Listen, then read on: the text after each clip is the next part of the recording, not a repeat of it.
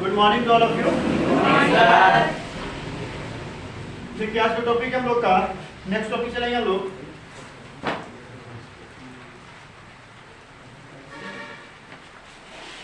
आज क्या होगा जी? Faraday second law of electrolysis हो गया था, ठीक है।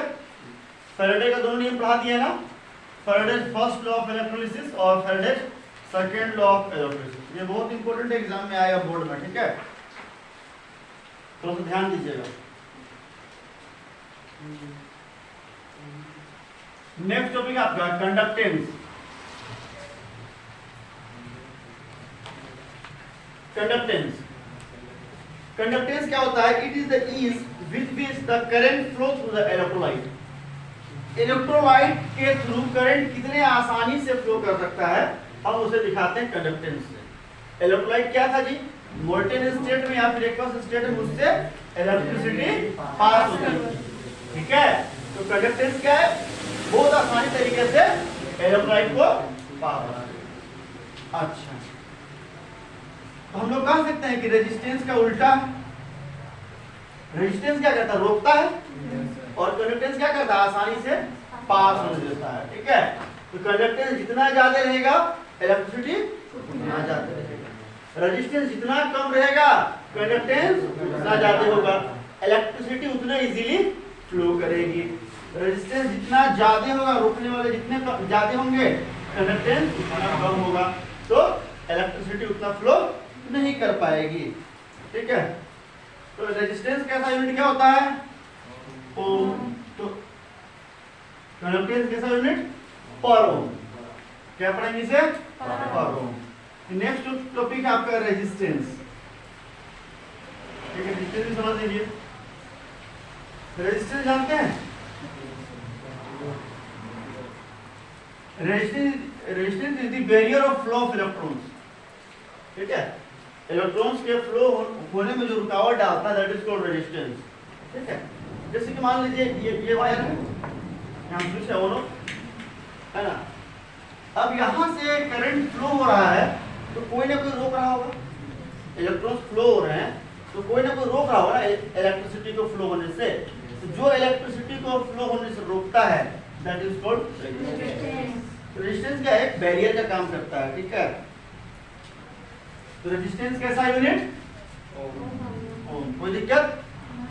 तो रेजिस्टेंस के लिए कुछ नियम है, वो समझते हैं कुछ नियम को, ठीक है। लॉज ऑफ रेजिस्टेंस फिजिक्स में भी इंपॉर्टेंट है, ये चीज फिजिक्स में भी आएगा, ठीक है। लॉज ऑफ रेजिस्टेंस है ना, और केमिस्ट्री में जो है तो ये है।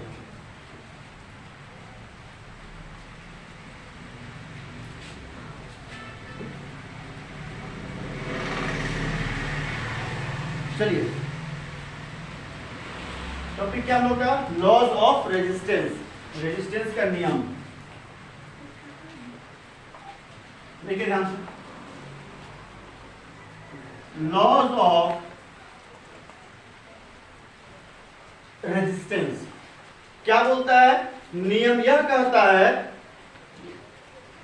थोड़ा आराम से, ये पानी है, चलिए।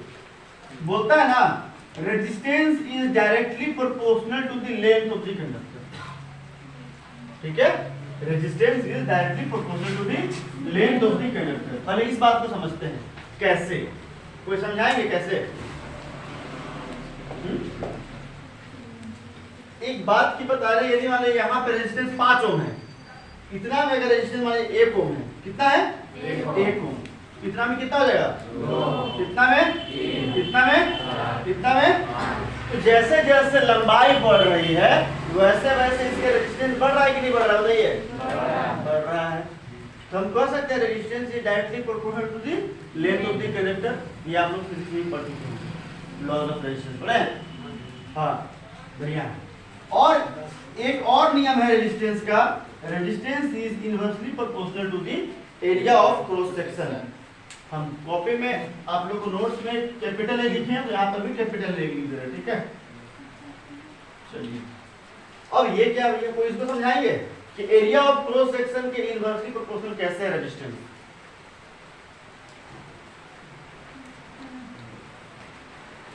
बताइए।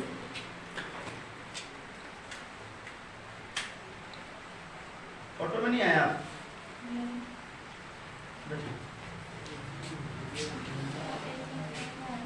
देखिए अब मान लीजिए ये देखिए गेट छोटा सा है ना, ये निकलने के लिए ये जो गेट छोटा सा है, क्या तुम गेट यहाँ बना देते हैं, आपको समझ में आ जाएगा बढ़िया। ये गेट है, ये क्लासरूम है,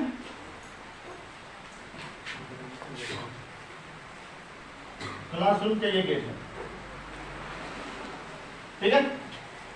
अब यहाँ पे एक सांप आ जाए, क्या आ जाए, स्नेक, स्नेक आ जाएगा, सांप आ जाएगा, और हम बोलेंगे भागो, भागो तो यार, जिसको जान नहीं है प्यारी वो बैठे रहो, जिसको अपनी जान है प्यारी चुपचाप फ्लोर पे है, फ्लोर पे आके नाचेगा, वो गाना नहीं है, ठीक है। देखिए जिसको जान प्यारी तो भागेगा ना, भाग रहा है। अब बताइए यहाँ से कितना आदमी गए एक बार में, 5 आदमी, हद से हद मैक्सिमम, कितनों स्पीड जाओ यहाँ से कितना निकाल। अब देखिएगा अब क्या किया हम लोग, गेट को बड़ा कर दिए, सपोज दैट गेट हम लोग इतना बड़ा होगा, अब कितना आदमी निकलेगा, 15 आदमी है या नहीं। तो हम लोग क्या देख रहे हैं, एरिया ऑफ क्रॉस सेक्शन यदि हम कम रख रहे हैं, ठीक है, कम रख रहे हैं एरिया ऑफ क्रॉस सेक्शन, तो कम इलेक्ट्रॉन फ्लो हो रहा है, मतलब रेजिस्टेंस ज्यादा है, कम इलेक्ट्रॉन फ्लो हो रहा है, कम इलेक्ट्रिसिटी फ्लो हो रहा है, मतलब क्या, रेजिस्टेंस ज्यादा है। रेजिस्टेंस कम होता है, रोकने वाला कम होता, तो इलेक्ट्रिसिटी बहुत फ्लो होता, ज्यादा फ्लो होता, होता कि नहीं, समझ नहीं रहे हैं।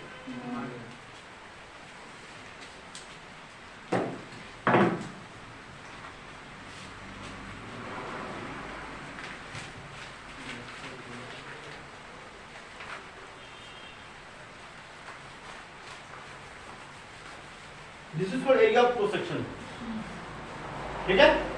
अब ये वायर है, तार है, यहां से इलेक्ट्रॉन फ्लो होगा, ठीक, दन दन दन दन फ्लो हो रहा है, और रोकने वाला जितना ज्यादा होगा, रेजिस्टेंस जितना ज्यादा होगा, इलेक्ट्रिसिटी उतना कम होगा, ठीक है।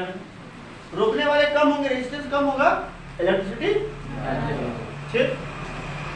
यहाँ पे गेट छोटा था, एरिया ऑफ क्रॉस सेक्शन कम था, निकलने के लिए, पास होने के लिए इलेक्ट्रॉन को, तो रेजिस्टेंस ज्यादा था, क्योंकि ज्यादा इलेक्ट्रिसिटी फ्लो नहीं हो रहा।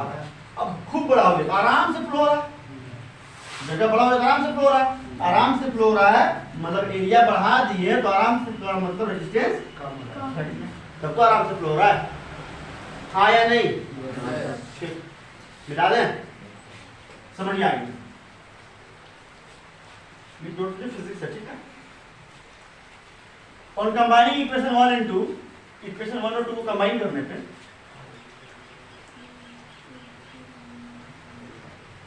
इक्वेशन 1 and 2 we get क्या मिलता है हमको, R is directly proportional to L by, ऐसा कुछ मिलेगा,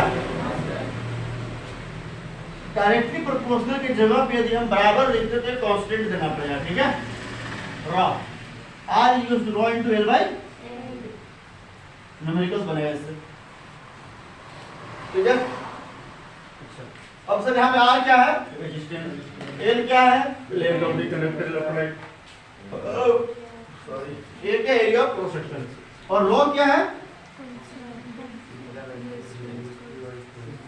रेजिस्टिविटी, क्या ये रेजिस्टिविटी, हम इसे स्पेसिफिक रेजिस्टेंस भी कहेंगे, ठीक है।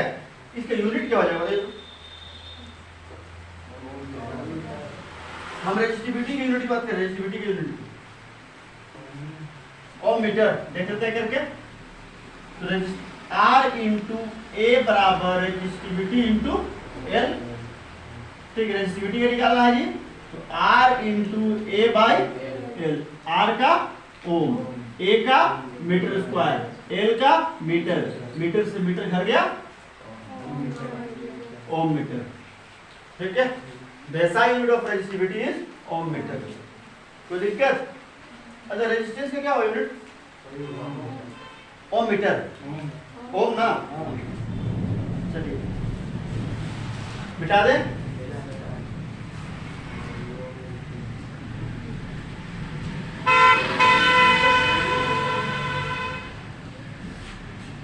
क्या हुआ, तो कुछ बोल रहे हैं क्या, पीछे कुछ बोल रहे हैं? चलिए देखिए, नेक्स्ट है आपका कंडक्टिविटी।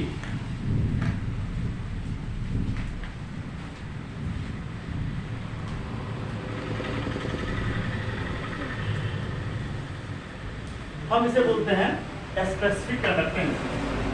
क्या कहते हैं? Specific conductance. ठीक है। Conductivity is defined as the reciprocal of resistivity. यदि हम अभी पता है आपको रेजिस्टिविटी के लिए हम उल्टा कर दें, हमको क्या मिल जाएगा? कंडक्टिविटी। उसी से कंडक्टेंस दिखाए थे, के ले लो। ठीक है। तो रेजिस्टिविटी का उल्टा कंडक्टिविटी। नाम मिल रहा है कंडक्टिविटी रेजिस्टिविटी। तो कंडक्टेंस का उल्टा रेजिस्टेंस। ठीक है। तो कंडक्टिविटी का उल्टा कंडक्टिविटी क्या है? रेजिस्टिविटी का उल्टा है। इसका यूनिट क्या हो जाएगा? कंडक्टिविटी का यूनिट, रेजिस्टिविटी का क्या था यूनिट? ओम मीटर। इसका यूनिट पर ओम। कोई दिक्कत किसी को? शाबाश, बहुत अच्छे। अच्छा, अब हम लोग वैल्यू रखते हैं, देखते हैं value. K equals to 1 by rho का वैल्यू कितना था? अभी लाया था रो का वैल्यू। रो क्या था? R into A by L। तो R into A by L, ये मेन डिवाइडर 1 by 1। L नीचे था, ऊपर गया R A। कोई दिक्कत? L by R into A, यहाँ तक कोई दिक्कत है? हम लोग कंडक्टिविटी में चल रहे हैं। ठीक है। इसको क्या लिखेंगे? 1 by R into L by A। 1 by R into L by लिख सकते हैं ये ढंग से। 1 by R into L by A हाँ या नहीं? अरे हाँ या नहीं बोल तो कम से कम। 1 by R क्या होता है? रेजिस्टेंस का उल्टा conductance.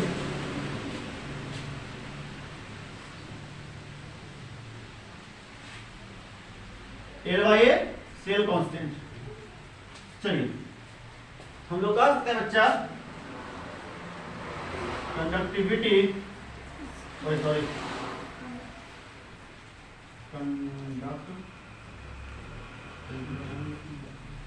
Conductivity is equals to, conductivity is the product of conductance and cell constant. ठीक है। कंडक्टिविटी क्या होता है? सेल कांस्टेंट और कंडक्टेंस का प्रोडक्ट है, गुणनफल है।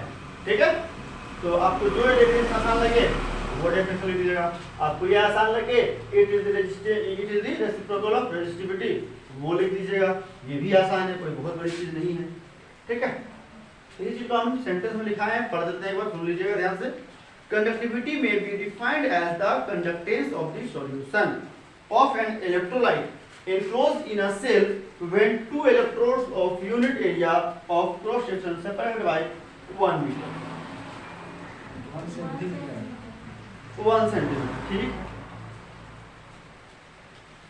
यदि हम इसे 1 कर दें, सेल कांस्टेंट वैल्यू 1 कर देते हैं, तो क्या हो जाएगा? कंडक्टिविटी बराबर। ठीक। चलिए नेक्स्ट टॉपिक हम लोग का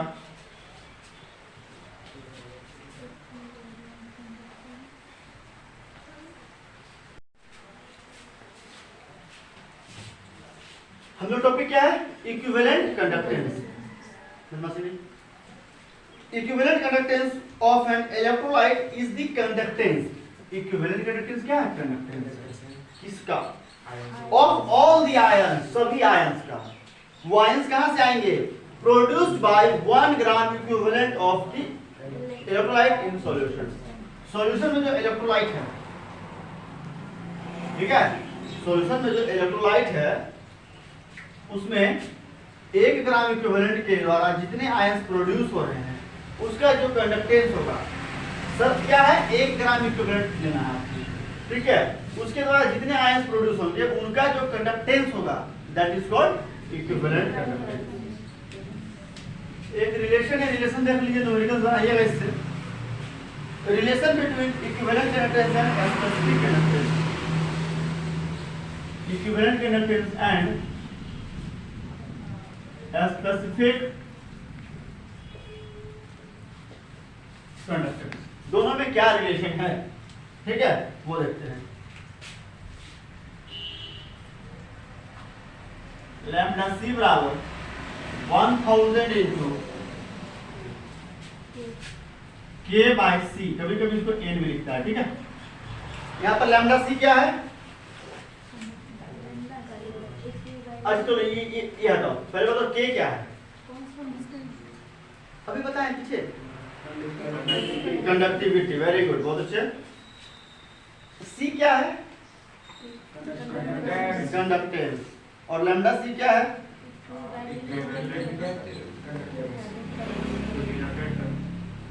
हाँ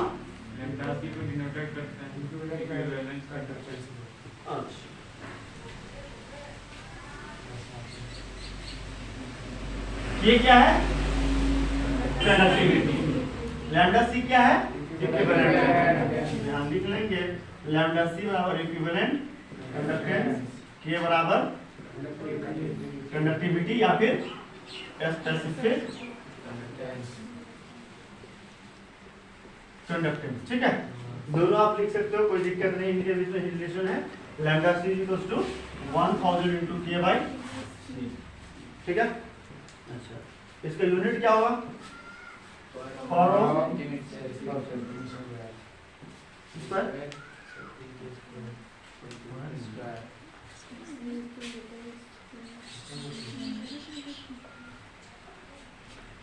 के का यूनिट क्या होगा,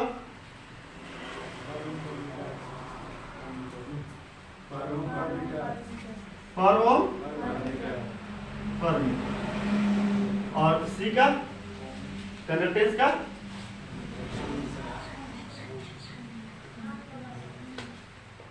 इसका यूनिट होता है पर ohm centimetre,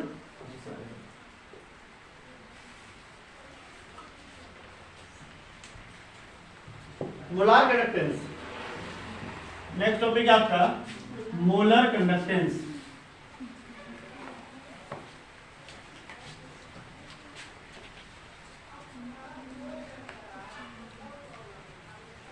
Molar conductance. It may be defined as the conductance of all the ions produced by 1 mole of the electrolyte. तभी 1 ग्राम इलेक्ट्रोलाइट के द्वारा जितने आयंस प्रोड्यूस हुए थे हम उसे कहते हैं इक्विवेलेंट कंडक्टेंस। यदि मान लीजिए मोलर कंडक्टेंस बोलना है तो 1 मोल इलेक्ट्रोलाइट के द्वारा जितने आयंस प्रोड्यूस होंगे दैट इज कॉल्ड। अंतर कहाँ है, 1 ग्राम में और 1 मोल में। 1 ग्राम है तो इक्विवेलेंट कंडक्टेंस और 1 मोल है तो मोलर कंडक्टेंस। कोई दिक्कत, वही करेंगे यहाँ पे लैम्डा एम, वहां पे क्या है लैम्डा सी लिए थे, आप लेंगे lambda M 1000 into k by M, ठीक है। कैपिटल एम क्या है यहाँ पे, मोलरिटी, कोलार्स लो, इंपॉर्टेंट है कोलार्स लो, ठीक है। टाइम है ना, टाइम है, हाँ सर, चलो। कोलार्स लो, at infinite dilution when the dissociation is complete,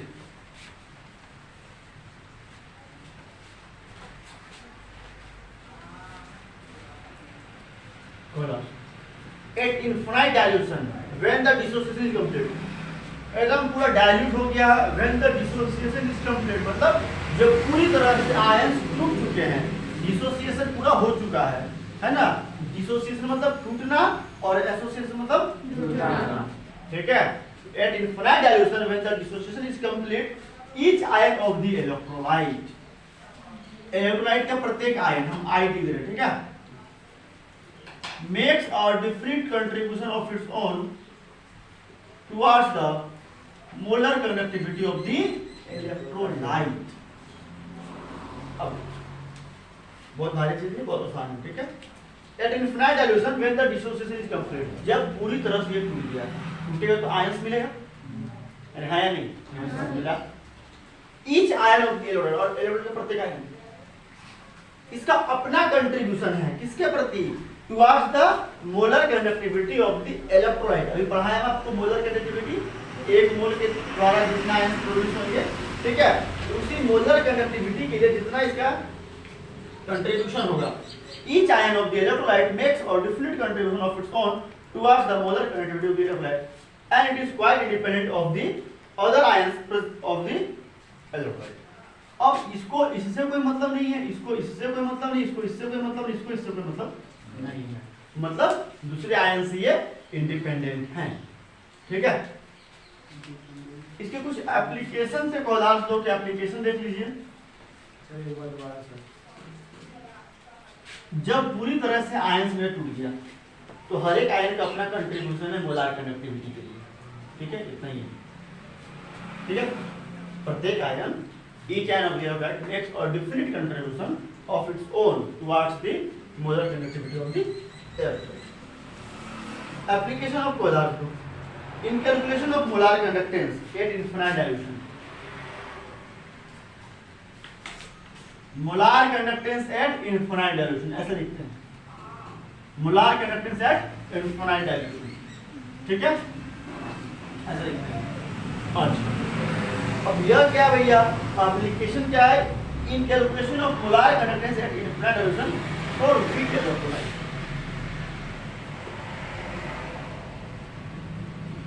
week electrolyte के लिए molar conductance at infinite dilution को पता करना है, तो हम इसी 2002 से पता करेंगे, ठीक।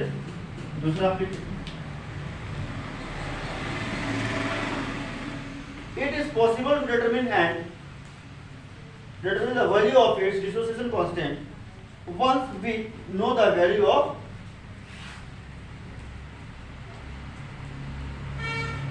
N lambda n. Molar conductance और मोलार कंडक्टेंस इनफिनिट डायरेक्शन दोनों का वैल्यू अगर हमको मिल जाए, इसका ही वैल्यू हमको मिल जाए और इसका ही वैल्यू को, दोनों का वैल्यू हमको पता हो जाए, तो हम लोग डिसोसिएशन कांस्टेंट का वैल्यू फाइंड कर लेंगे। तो कंसंट्रेशन फिक्स रहेगा, क्या है गिवन कंसंट्रेशन, ठीक है। थोड़ा इंपॉर्टेंट है, ध्यान देना, इसको याद कर लो, ठीक है। मोलार तो याद करो ना, फैरडे तो भी याद करो, ठीक है।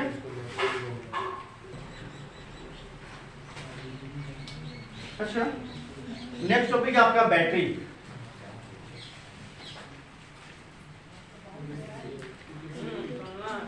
बैटरी क्या होता है, कॉम्बिनेशन ऑफ सेल्स, सेल्स के समूह क्या होते हैं, combination of cell is known as battery. अब सेल क्या होता है, सेल क्या भैया, केमिकल एनर्जी को कन्वर्ट करता है इलेक्ट्रिकल एनर्जी, ये सेल का काम है। तो बैटरी का भी तो काम वही रहेगा ना, बैटरी बनाई है सेल से, तो है कि नहीं। तो देखिए battery, the electrochemical cell which is used for the production of electricity from chemical energy. Battery क्या है, एक प्रकार का इलेक्ट्रोकेमिकल सेल है जिसका हम यूज करते हैं इलेक्ट्रिसिटी को प्रोड्यूस करने के लिए through chemical energy, chemical energy के सहायता से। कोई दिक्कत, बैटरी दो तरह के होते हैं cell, primary cell, secondary cell, fuel cell, तीन तरह होता है, ठीक है। प्राइमरी सेल जानो और सेकेंडरी सेल जानो, फिर हम बताते हैं आपको फ्यूल सेल। प्राइमरी सेल, घड़ी के बैटरी देखे हैं, वो होता है प्राइमरी सेल। मोबाइल के बैटरी देखे हैं, वो होता है सेकेंडरी सेल। क्या अंतर दोनों में, सब जानता तो क्या पढ़वा रहा है, बिना मतलब मेहनत करवा रहा है। प्राइमरी सेल क्या होता है, जो कैन नॉट बी रिचार्ज, ठीक है, जिसको हम लोग रिचार्ज नहीं कर सकते हैं। कितना तो रिचार्ज, 66 वाला, 3 महीने वाला नहीं, वो अलग रिचार्ज है, ठीक है। जिसको हम लोग फिर से चार्ज नहीं कर सकते हैं, that is called primary cell, और हम लोग जिसे फिर से चार्ज कर सकते हैं, that is called secondary cell. घड़ी की बैटरी, मोबाइल की बैटरी, कोई दिक्कत। फ्यूल सेल, फ्यूल समझते हैं, ईंधन, है ना। Fuel cells are those devices which used to convert the energy of a fuel into electrical energy। यहाँ पर क्या किए थे हम लोग, केमिकल एनर्जी को कन्वर्ट किए थे इलेक्ट्रिकल एनर्जी में, अब यहाँ पर लोग करेंगे फ्यूल एनर्जी को, अगर फ्यूल की एनर्जी के सहायता से आप इलेक्ट्रिसिटी बना रहे हैं that is called fuel cell. यदि केमिकल एनर्जी से आप बना रहे हैं दैट इज कॉल्ड क्या बोलो उसको, बैटरी सेल। ठीक है। नेक्स्ट टॉपिक आपका कोरोजन। जानते हैं ना कोरोजन, जंग लगता है, जंग लगना वही बोलते हैं corrosion. The process of slow eating up of a metal, किसी मेटल का धीरे धीरे धीरे धीरे खाना। कौन खाता है? देखिए by gases and water vapour, gas के द्वारा, पानी के भाप के द्वारा ये खा लिए जाते हैं। कैसे खा लिए जाते हैं? और ये कहाँ होते हैं प्रेजेंट? गैस, भाप, एयर में। ठीक है। Due to the formation of certain chemical compound is called. अब क्या होता है यहाँ पे, ये मान लीजिए कोई आयरन का रॉड है, आयरन का शीट है, कोई भी आयरन का है। ठीक है। अब इसमें क्या हुआ, एयर के संपर्क में आया, तो एयर में क्या वाटर वेपर और बहुत सारी गैसें हैं। ठीक है। तो ये क्या करेंगे, इसके साथ रिएक्शन करके केमिकल कंपाउंड बना लेंगे। क्या बनाएंगे? केमिकल कंपाउंड बनाएंगे। उसी को हम बोलते हैं जंग लग गया बोलते हैं, है ना। जंग लगने से बचने का उपाय कैसे बचा सकते हैं? हाँ, पेंट करके और लुब्रिकेशन लगा के। ठीक है। कोई भी ऐसा चीज जो ये आयरन का है और ये मान लीजिए हेयर वगैरह है, इसके ऊपर एक ऐसा लेप लगा दिए, ये एयर मॉइस्चर इसको टच नहीं कर पा रहा हो। ठीक है। सिर्फ पेंट करके दे रहा है। अच्छा, यहाँ पे जब हम बात कर रहे हैं मेटल, मेटल बार बार मेटल की जगह पे वो आयरन हो जाए, क्या हो जाए? मान लीजिए कोई भी मेटल है ना बाबू, कोई मेटल तो क्या बोलेंगे? कोरोजन। लेकिन अगर आयरन है तो क्या बोलेंगे? Rusting of iron. लोहे में जंग लगना कहलाता है रस्टिंग इंग्लिश में। ठीक है, रस्ट, है ना।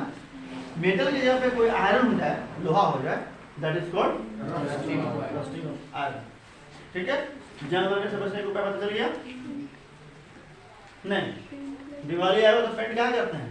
एक साल हो गया तो पेंट उठते लगे, साफ सफाई हो जाएगा और सुरक्षा भी हो जाएगा। ठीक है। अब नेक्स्ट चैप्टर दूसरे दिन कल जो चैप्टर सिलेबस में आ रहा है वही पढ़ेंगे, जो फर्स्ट टर्म में आ रहा है। फोर्थ चैप्टर सरफेस केमिस्ट्री आ रहा है।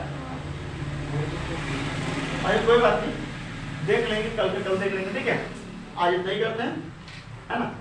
Thanks for